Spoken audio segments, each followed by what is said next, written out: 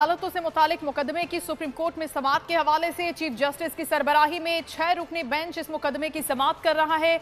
आम शहरियों का ट्रायल फौजी अदालतों में नहीं हो सकता। वकील आबिद जुबैरी की जानिब से दलाइल दिए जा रहे हैं। खुसूसी ऑर्डिनेंस के जरिए फौजी अदालतों का कयाम होना चाहिए। समाअत का अहवाल हम जानते हैं बोलियूज के नुमाइंदा तैयब बलोच से। जी तैयब।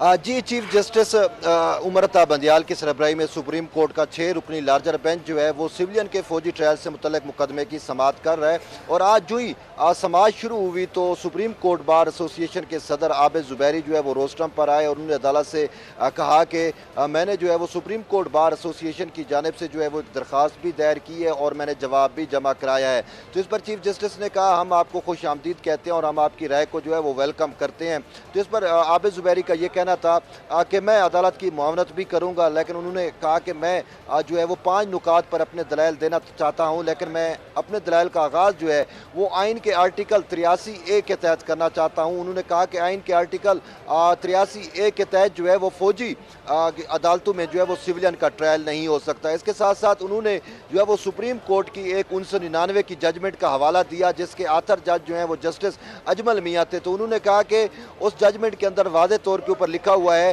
कि सिविलियन का जो ट्रायल है वो फौजी अदालतों में नहीं हो सकता। इसके साथ साथ उनका यह कहना था कि उस वक्त जो अदालतें कायम हुई थी वो एक खसूसी आर्डिनेंस के जरिए कायम की गई थी और उसी टाइम ही जो है वो सुप्रीम कोर्ट ने यह कह दिया था कि सिविलियन का जो ट्रायल है वो फौजी अदालतों में नहीं हो सकता। तो उन्होंने कहा यह मामला भी उसी से जुड़ा हुआ है। तो उन्होंने कहा कि अब जब सानिया 9 मई के बाद जो सिविलियन मुलव्वस किए जा रहे हैं तो उनका ट्रायल जो है वो सिविलियन अदालतों में तो हो सकता है, लेकिन फौजी अदालतों में उनके ट्रायल की जो है वो कोई गुंजाइश मौजूद नहीं है। आबिद जुबैरी का मजीद ये कहना था कि 21वीं आईनी तरमीम के खिलाफ दरखास्तों पर फैसले में अदालत ने जुडिशियल रिव्यू की जो है वो बात की थी।